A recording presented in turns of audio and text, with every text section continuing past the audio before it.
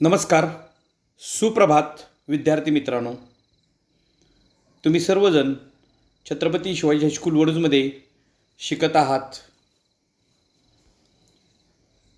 इयत्ता 5वी सर्वच तुकडीतले विद्यार्थी हा व्हिडिओ पाहतील. आजचा आपला विषय आहे मराठी. आज आपण एका नवीन घटकाला सुरुवात करतोय.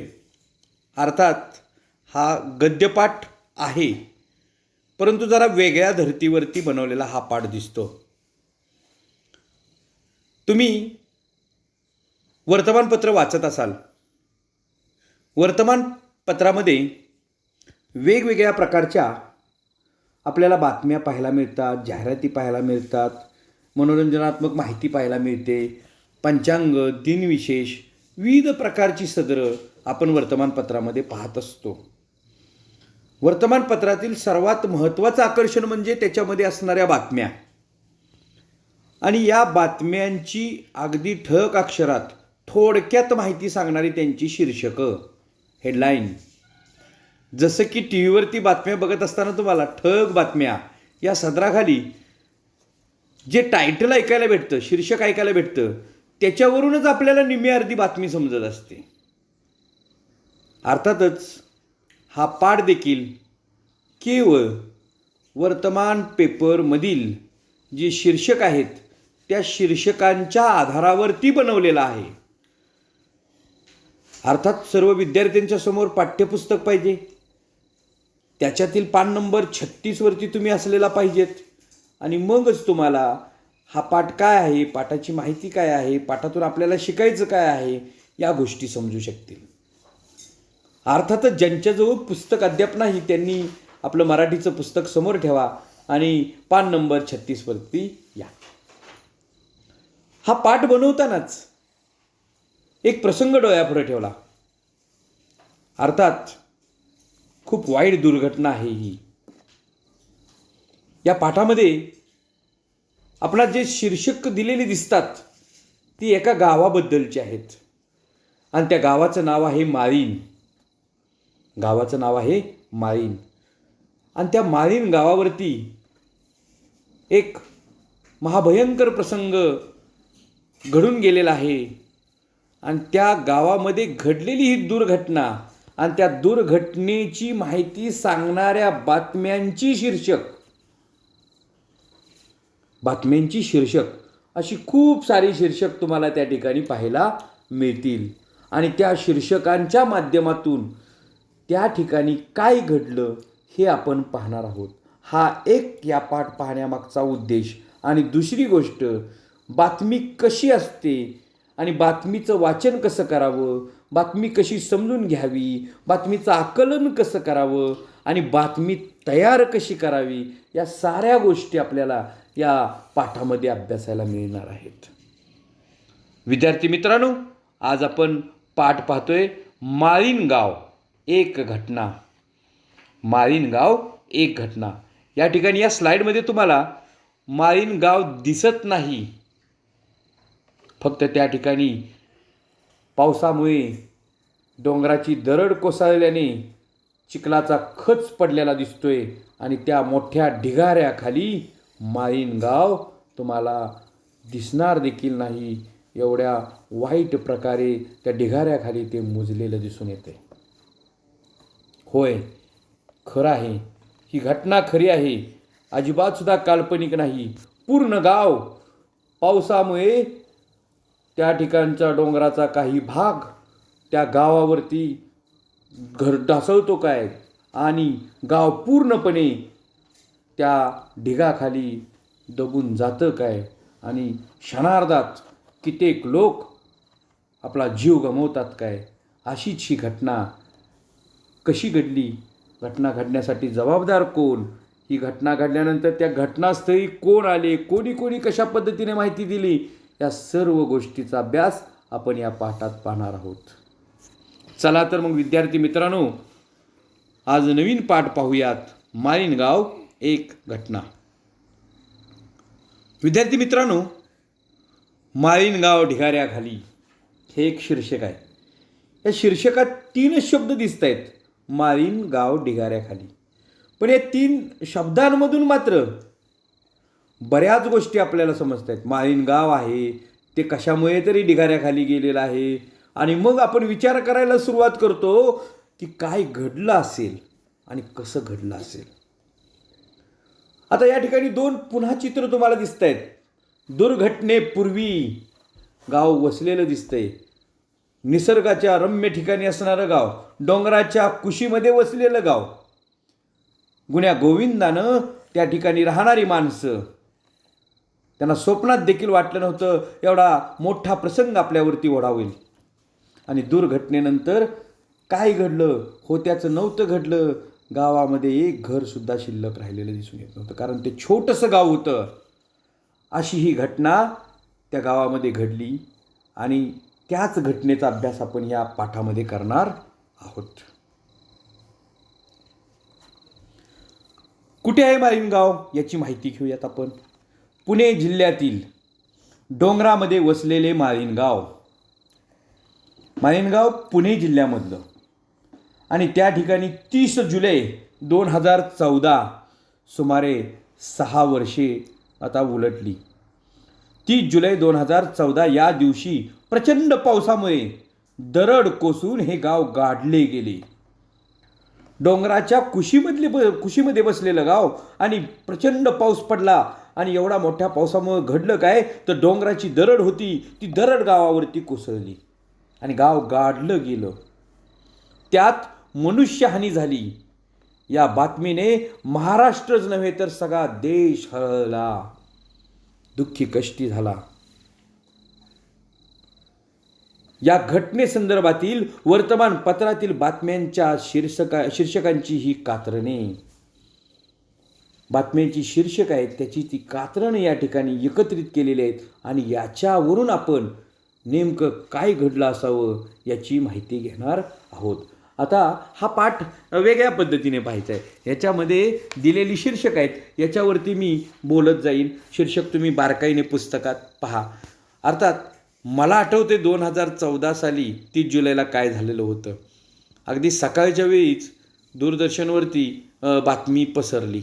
लगेच सगळीकडे बातमी आल्यानंतर सर्व स्तरातून हळहळ व्यक्त झालेली दिसून येत होती. सकाळची वेळ होती आणि ही घटना अगदी पहाटेच घडलेली होती, अगदी पहाटे. आणि सकाळी जी पहिली ST येते ना गावाकडे, त्या गाडीमधून आलेले काही प्रवासी असतील किंवा ड्रायव्हर कंडक्टर असतील, त्यांना समजलं इथलं गावच गायब आहे. आणि त्यानंतर मग शोध चालू झाला. हा अर्थात या घटनेतून वाचले कोण? पहाटे लवकर उठून शेतात जाणारे लोक आहेत ते, आणि गावापासून दूर असणारे लोक, आणि काही दैवी शक्तीमुळे ढिगाऱ्याखाली असून सुद्धा वाचलेले दिसून आले. परंतु त्या गावामध्ये असणारे प्राणी असतील, माणसं असतील, यांना मात्र त्या ठिकाणी आपल्या जीवाला मुकायला लागलेलं होतं.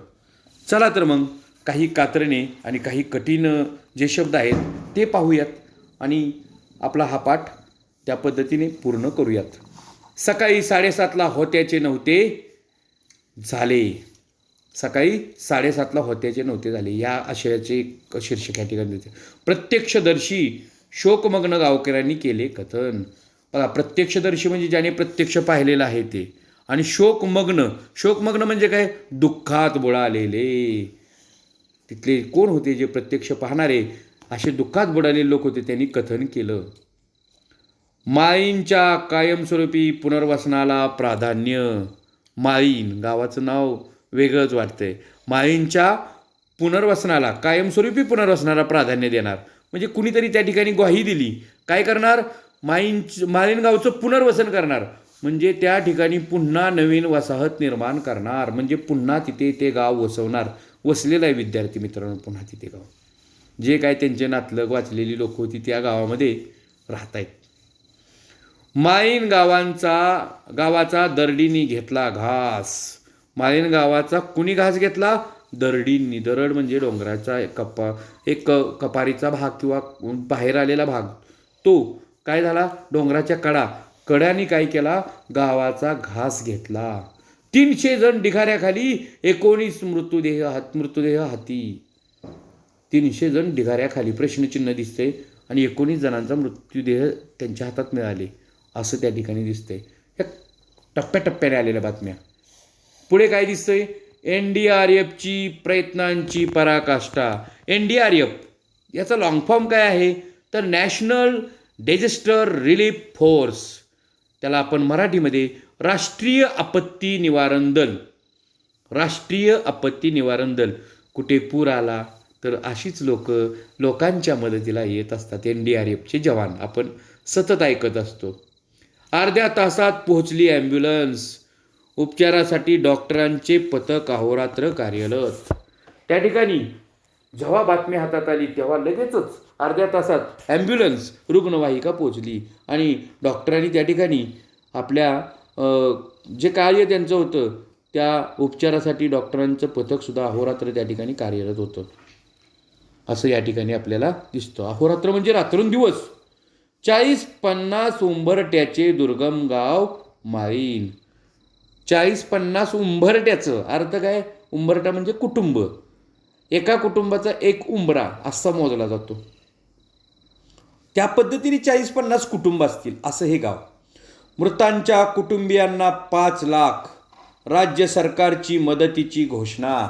अशी काही जेव्हा दुर्घटना घडत असते त्यावेळी शासनाची जबाबदारी असते त्या लोकांच्या कुटुंबियांच्यासाठी काहीतरी मदत करण्याची. मग त्यावेळीच्या शासनाने यांच्या कुटुंबियांना ज्याच्या घरामध्ये दुर्घटना घडलेली होती त्यांना प्रत्येक कुटुंबाला 5 लाख रुपयाची मदत त्या ठिकाणी जाहीर केलेली होती. माळीणमध्ये शोक अन शोध. या ठिकाणी शोक म्हणजे दुःख आणि शोध मोहीम चालू होती. 2-3 दिवस तरी शोध मोहीम त्या ठिकाणी चालली होती. भूसंकलनानंतरच्या पुनर्वसनाची ऐशी-तैशी. जुन्नरमधील तळमाचीत लाखो रुपये खर्च करून देखील 4 वर्षानंतरही उजेड. माळीण दुर्घटनाग्रस्तांना मदतीसाठी आव्हान. वेगवेगळी शीर्षक त्या कालावधीमध्ये आलेली. आता भूसंकलन घडलेलं होतं म्हणजे काय घडलेलं होतं नेमकं? त्या ठिकाणची जमीन खचलेली होती त्याला आपण भूसंकलन. त्यांचं पुनर्वसन, पुन्हा त्यांना वस्ती, पुन्हा तिची ऐशी-तैशी. पुन्हा शासनाने त्या ठिकाणी चालढकलपणा केलेला होता. रोगराईच्या प्रतिबंधाकरिता माळीणमध्ये औषध फवारणी. आता अशा पद्धतीने जेव्हा दुर्घटना घडते, दरड कोसळते, अनेक जण मृत्युमुखी पडतात, त्या ठिकाणी रोगप्रसार जलद होत असतो. म्हणून त्या ठिकाणी यंत्रणेद्वारे म्हणजे ठराविक आरोग्य यंत्रणेद्वारे औषध फवारणी केलेली दिसून येते. आतासुद्धा आपण कोरोना काळामध्ये पाहत होतो की गावागावांमधून सॅनिटायझर काय केलेलं होतं? फवारणी केलेली दिसून येत होती. हे कशासाठी? तर प्रतिबंधनात्मक उपाय म्हणून, खबरदारीचा उपाय म्हणून हे काम करावं लागतं. गाव पाहिले आणि पायाखालची जमीनच सरकली. अहो त्या ठिकाणचं गावच गाडलेलं होतं. गाव पाहिलं आणि पायाखालची माती काय झाली? सरकली. अगदी भीती वाटल्यासारखीच परिस्थिती निर्माण झालेली होती.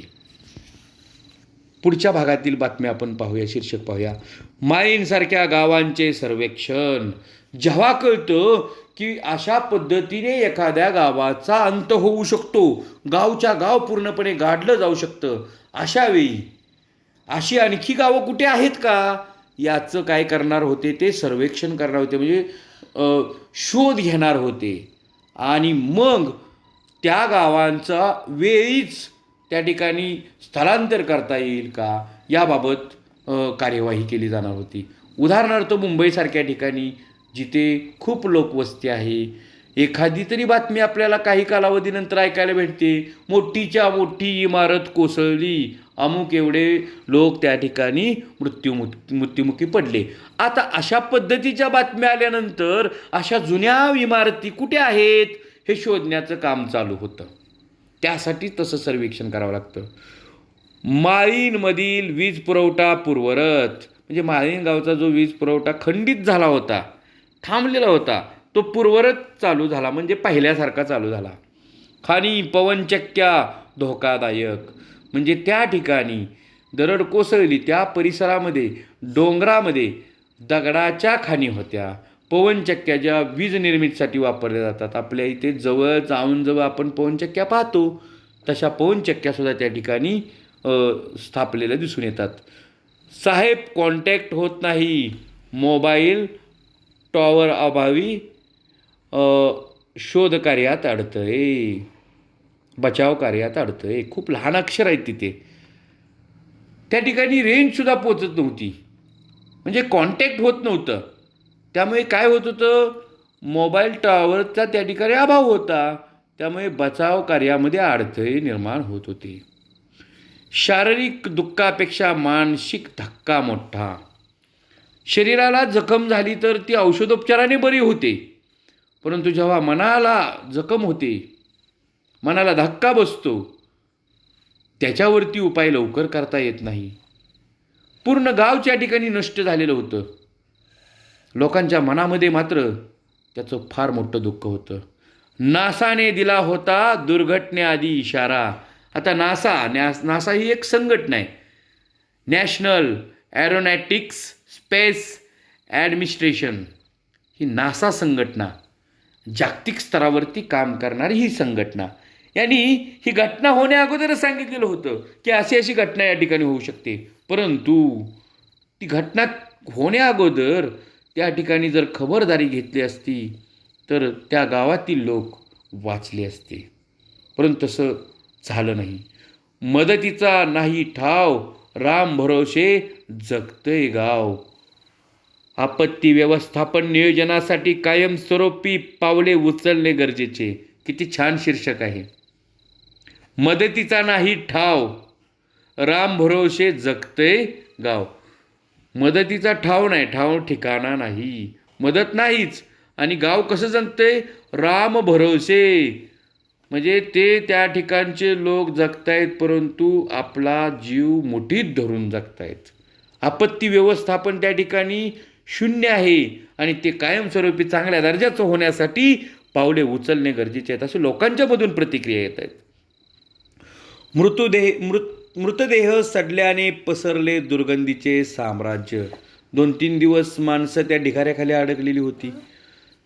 लोकांचे जे मृतदेह होते, मरण पावल्यानंतर जे माणसाचा देह असतो, तो मृतदेह तो सडला होता आणि त्याच्यामुळं त्याच्यातून घाण असा वास, दुर्गंधी पसरली होती आणि त्याचं जणू काही साम्राज्यच, विस्तारच त्या ठिकाणी झाल्याचा दिसून येत होता. शोध कार्यासाठी साथी हात बडाना. आता शोधकार्य चालू होतं. अनेकांनी त्या ठिकाणी पुढाकार घ्यायला पाहिजे होता. मालीन गावाचे पुनर्वसन आणि अन्य गावात पुनरावृत्ती टाळण्याचे प्रशासनापुढे त्या ठिकाणी आव्हान होतं.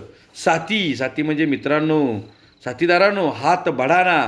तुम्ही तुमचा हात पुढे करा. कशासाठी? मदतीसाठी. असं आव्हानही त्या ठिकाणी करण्यात येत होतं. पाऊस, डोंगर उतार, मानवी हस्तक्षेप. या ठिकाणी पाऊस तर चालूच होता. ही घटना घडल्यानंतर पाऊस चालू होता. डोंगर उतारावरती असणारं हे गाव आणि मानवी हस्तक्षेप, लोकांच्या ठिकाणी असणारा अडथळे, याच्यामुळं शोधकार्यसुद्धा धीम्या गतीने चाललेलं होतं. तंत्रज्ञान असते तर जीव वाचले असते. गावापर्यंत जर तंत्रज्ञान पोचलेलं असतं, मोबाईल वगैरे त्या ठिकाणी टॉवर असते किंवा इतर गोष्टी जर असत्या, तर लोकांनी त्या ठिकाणी आपल्या समस्या आहेत त्या सरकारपर्यंत मांडल्या असत्या. परंतु तसं काही घडलेलं दिसून येत नव्हतं. सुन्न मने, संततधार आणि मशीनची घरघर. बघा, सुन्न म्हणजे दुःखी, लोकांची सुन्न झालेली, बधीर झालेली, सुन्न म्हणतो आपण, माझा हातपाय सुन्न पडलेत, म्हणजेच बधीर झालेत, बधीर अशी मनं. संततधार, पावसाची सतत चालू असणारी धार, संततधार. आणि मशीनची घरघर, त्या ठिकाणी शोधकार्यासाठी असणाऱ्या मशीन होत्या, त्यांचे आवाज. दुसऱ्या दिवशीही मृतदेह शोधण्याचे काम सुरू. पहिला दिवस गेला, दुसऱ्या दिवशी हे काम चालूच होतं. ढिगाऱ्याखालून 8 जण जिवंत बाहेर. किती नशीब बलवत्तर म्हटलं पाहिजे. ढिगाऱ्याखालून 8 जण बाहेर, पण कसे? जिवंत. हाही चमत्कारच होता ना. माईन दुर्घटना नैसर्गिकच.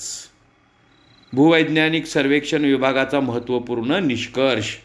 भूवैज्ञानिक म्हणजे जमिनीवरती, धरतीवरती जे संशोधन करतात, या विभागानं निष्कर्ष काढला ही घटना नैसर्गिक आहे, पावसामुळे घडलेली आहे. इथले चित्र भयानक. त्या ठिकाणी असणारं चित्र कसं होतं? भयानक होतं. घुसमट घुसमट, फक्त घुसमट. पहा, या ठिकाणी अतिशय दुःखद प्रसंग घडलेला होता. त्यामुळे लोकांची घुसमट होत होती, दुःख होतं, ते बोलताही येत नव्हतं. एकेका कुटुंबाला पूर्णविराम मिळालेला होता. कुटुंबातील व्यक्तीसुद्धा शिल्लक राहिलेली नव्हती. आणि जी व्यक्ती शिल्लक होती, जिवंत होती, त्याचं पूर्ण कुटुंब त्या ठिकाणी नाबूद झालेलं होतं. दुर्घटनेमागील कारणे शोधण्यास सुरुवात. वृक्षतोड, पर्यावरणातील मानवी हस्तक्षेपाचे जिल्हाधिकाऱ्यांनी अहवाल मागवले. कलेक्टरांनी त्या ठिकाणचे अहवाल मागवले की नेमकं काय घडलेलं होतं आणि कारणं काय आहेत हे घटनेमागची, ते शोधायला सुरुवात केली. भात अवनी ठरली जीवघेणी. बघा, भात अवनी ठरली जीवघेणी. या ठिकाणी भात अवनी, त्या ठिकाणी लोकांनी काय केलेली होती? डोंगराच्या पोटामध्ये खनन करून गाव वसवलेलं होतं. तिथं जमिनी तयार केलेल्या होत्या. त्या ठिकाणी ज्या विविध खाणी होती, खाणींना जागा दिलेल्या होत्या. त्याच्यामुळं त्या डोंगराचं नैसर्गिक रूप बदलून टाकलेलं होतं आणि त्याच कारणांमुळे हे सर्व गावाला भोगावं लागलं. अजून छोट्या छोट्या काही लाईन्स आहेत, शब्द आहेत की ज्या आपल्याला वाचता देखील येणार नाहीत. एक शेवटची वाचतो आणि पुढे जातो. माळीण गावातील दुर्घटनेची माहिती कळताच आजूबाजूच्या गावातील तरुण मदतीसाठी धावले. विद्यार्थी मित्रांनो, समाजातील माणुसकी अजून जागे. जसं तरुण मित्रांना कळालं की माळीण गावामध्ये असं घडलेलं आहे, मग NDRFच्या जवानांसोबत आजूबाजूच्या गावातले लोक, गावातली माणसं, तरुण त्या ठिकाणी मदतीला आली आणि मदतीचा हात पुढे केला. त्यांच्या खांद्याला खांदा लावून लोकांचे जीव वाचतायत का हे पाहू लागले. अशा प्रकारे या ठिकाणी शीर्षक दिलेले आहेत. तुम्हाला एक गोष्ट कळली पाहिजे, ही एका घटनेशी रिलेटेड सगळी शीर्षक आहेत, परंतु विविध बातम्यांची शीर्षक विविध प्रकारची असतात. क्रिकेटची बातमी असेल तर त्याचं शीर्षक वेगळंच आपल्याला दिसेल.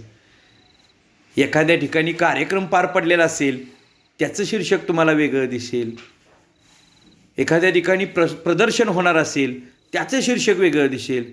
अशा प्रकारे वेगवेगळी शीर्षक कशी असतात, कशी तयार होतात, तुम्ही बारकाईने वर्तमानपत्रामध्ये बघा आणि ती समजून घ्या. या पाठाचा स्वाध्याय पाहूयात. एकूण या स्वाध्यायामध्ये 9 प्रश्न दिलेले दिसतात. आता याची उत्तर आपल्याला या ठिकाणी जे शीर्षक दिलेले आहेत त्याच्याशी संबंधितच आहेत आणि काही प्रश्नांची उत्तरे आपल्याला स्वतःसुद्धा शोधावी लागतील. तिथे तुम्ही जर बारकाईने जर तुम्ही शीर्षकं बघितली तर तुम्हाला लक्षात येतील. काही प्रश्न मी तुम्हाला सोडवून दाखवतो म्हणजे तुम्हाला माझी मदत चांगली होईल. वरील बातम्यांची शीर्षके कोणत्या घटनेसंबंधी आहेत? बघा, आता ही सगळी शीर्षक आलेली ही कोणत्या घटनेसंबंधी आहेत तर तुम्हाला कळालेलं आहे माळीणगाव दुर्घटना. परंतु त्याचं उत्तर कसं लिहाल? पुणे जिल्ह्यातील डोंगरामध्ये वसलेले माळीणगाव 30 जुलै 2014 रोजी कोसळलेल्या प्रचंड पावसामुळे दरड कोसळून गाडले गेले.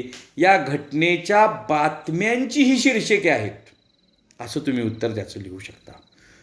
माळीण गावात साधारणपणे किती कुटुंब राहत होती? बघा बरं, तुम्हाला दिसतील.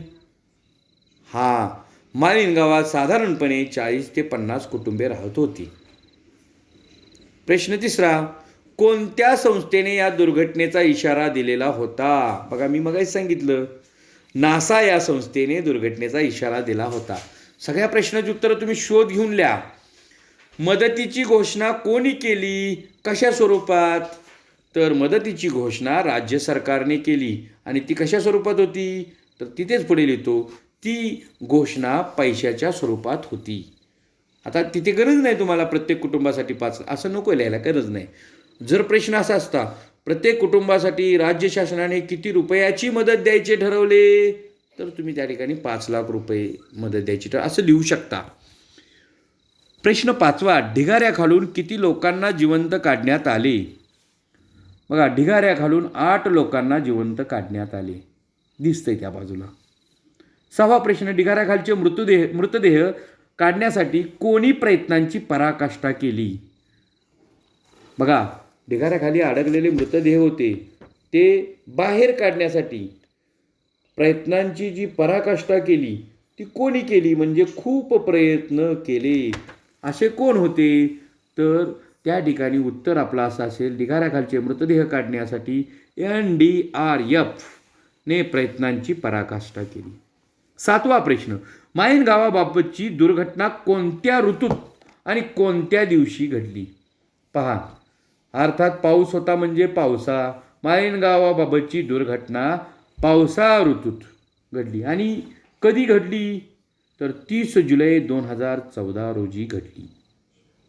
8वा प्रश्न, शोधकार्यात कोणकोणत्या गोष्टीमुळे अडथळे आले?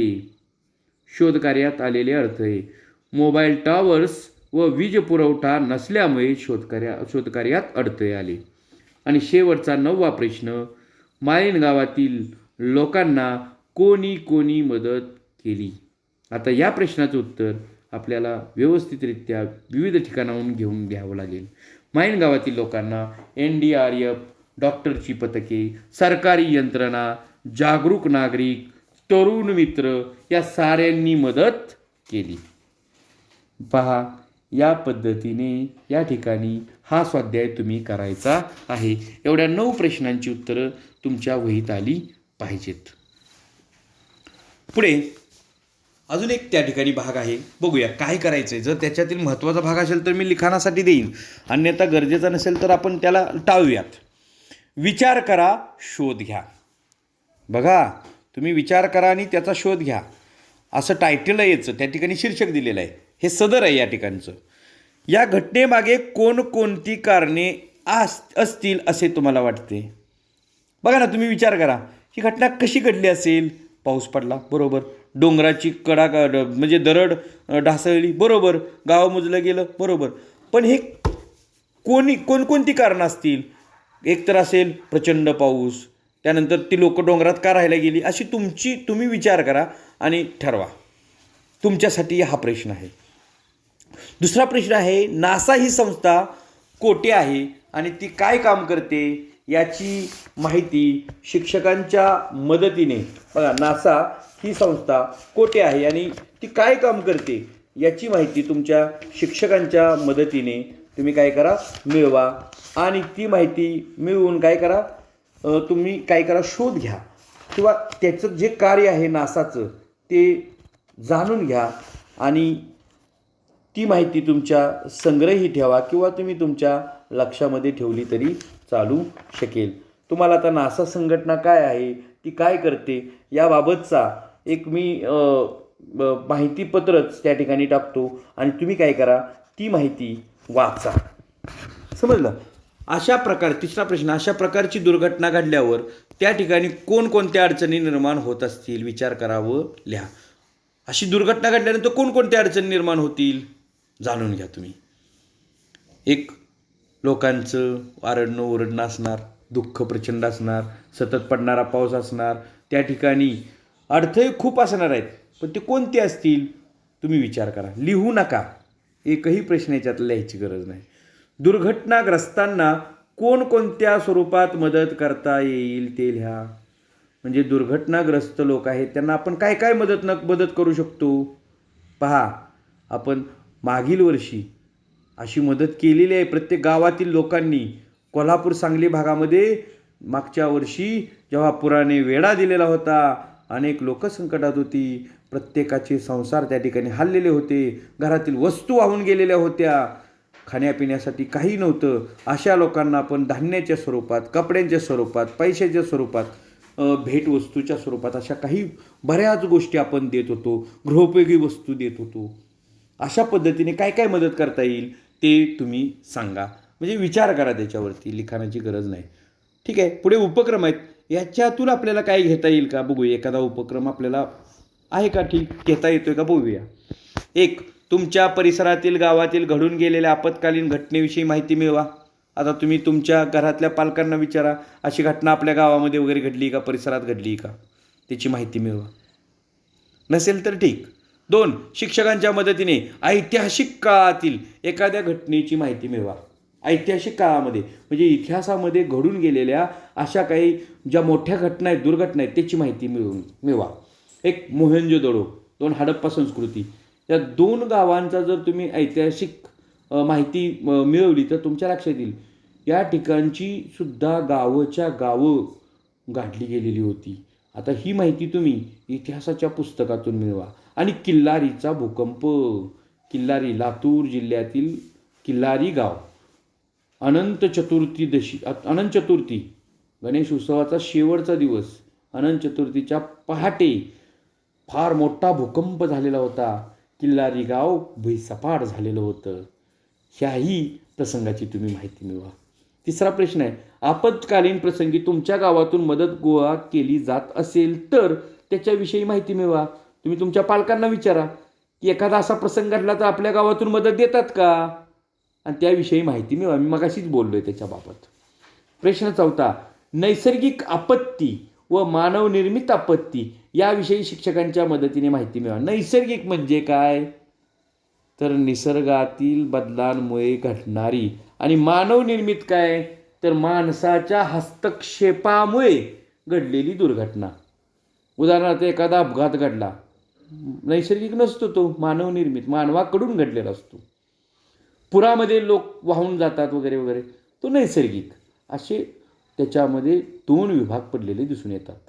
5वा प्रश्न, झाडे, प्राणी, व्यक्ती यांच्या नावावरून गावाची नावे पडतात. आता बघा, ही माळी आडनाव असतं आपल्याकडे, बरोबर आहे. मग त्याच्यावरून गावाचं नाव पडले माळी. तशी अजून गावाची नावं आहेत का झाडाच्या नावावरून? वडगाव आपल्या तालुक्यातच असणारं. प्राण्यावरून सिंहगड, किल्ल्याचं नाव, गावाचं नाव सुद्धा असू शकतं तशा पद्धतीचं.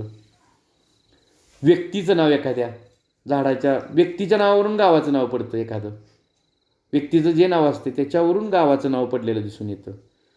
मग अशी मित्रमैत्रिणी चर्चा करून अशा गावांची यादी तयार करा. करत बसू नका तुम्ही. फक्त आपलं गंमत म्हणून झाडावरून एखाद्या गावाला नाव आहे का तसं शोधा.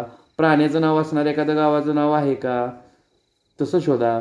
व्यक्तीचं नाव म्हणजे माणसाचं नाव आहे आणि तेच गावाला नाव दिले आहे का तसं. अहमदनगर, अहमद नाव असते ना व्यक्तीचं, त्याच्यावरून गावाचं नाव पडलेलं दिसतंय, बरोबर का. लांडगेवाडी, लांडग्याच्या नावावरून लांडगेवाडी. वडगाव, झाडाच्या नावावरून गावाचं नाव. असं तुम्हाला गावाची नावं आठवत आहेत का पहा, जरा विचार करा. आणि मित्रमैत्रिणींशी आता काही चर्चा करायला तुम्ही जाऊ शकत नाही, तुम्ही घरातील तुमच्या भावंडांशी चर्चा करा. प्रश्न 6, नैसर्गिक आपत्ती संबंधित बातम्यांची कात्रणे वर्तमानपत्रातून गोळा करा, काढा आणि वहीत चिकटवा. नैसर्गिक आपत्ती संदर्भातलीच पाहिजेत ती. म्हणजे कोणती? पूर असेल, भूकंप असेल, किंवा अशा पद्धतीने भूसंकलन असेल, अशी असतील तर, किंवा त्सुनामी लाटांनी मुंबईला ज्या पद्धतीने अडचणी जाणल्या त्या पद्धतीने अशा बातम्या जर असतील तर त्याची कात्रणं तुम्ही काढा आणि वही चिकटवा. आता ठीक आहे, मला असं वाटतं याच्यामध्ये मला उपक्रम द्यायची इच्छा नाही आहे. या ठिकाणी एकही उपक्रम करण्याची आवश्यकता नाही. विचार करा, शोधा, याच्यातलाही एकही भाग लिहू नका. फक्त तुम्हाला सांगितले जिथे जिथे पालकांशी चर्चा करायचे तिथे तिथे तुम्ही करा, त्यांना विचारा. फक्त या पाठातील 9 प्रश्न तुम्ही सोडवणार आहात आणि त्यानंतर हा पाठ संपतोय. या पाठामध्ये तुम्हाला पान नंबर 37 वरती विशेषण हा व्याकरण घटकावरती आधारित भाग दिसतोय. हा भाग मी तुम्हाला स्वतंत्र वेगळा शिकवणार आहे, त्याच्यामुळे हा मी भाग या ठिकाणी घेत नाही. चला तर विद्यार्थी मित्रांनो, तुम्ही आज बातमीचं शीर्षक कसं असतं, आणि नुसती बातमीचं शीर्षकावरून जायचं नसतं. शीर्षकाखाली बातमी पूर्ण दिलेली असते, बातमीचा मथळा दिलेला असतो पूर्णपणे, तो तुम्ही वाचायचा असतो. अशा पद्धतीने आज एखादी बातमी तरी तुम्ही वर्तमान पेपरातली मिळवा आणि वाचा. आणि अशा दुर्घटना ज्यावेळी गावामध्ये घडतात किंवा आजूबाजूला घडतात, आपल्या जिल्ह्यामध्ये घडतात किंवा एखाद्या राज्यामध्ये घडतात, अशा लोकांना आपण मदत केली पाहिजे. आपल्या म्हणजे जशी परिस्थिती आहे त्यानुसार मदत, अगदी त्या लोकांना नवीन कपडे द्यावीत अशी नाहीत, जुने कपडे, अन्नधान्य असंही आपण देऊ शकतो. मदतीचा हात हा आपण दिलाच पाहिजे, कारण आपण ज्या समाजात राहतो त्या समाजामध्ये अशा पद्धतीच्या दुर्घटना घडतच असतात. अशा प्रकारे आज आपण माळीणगाव एक घटना हा पाठ अभ्यासला. असेच आपण पुढील गुरुवारी पुन्हा नवीन घटकासह भेटूयात. तोपर्यंत धन्यवाद.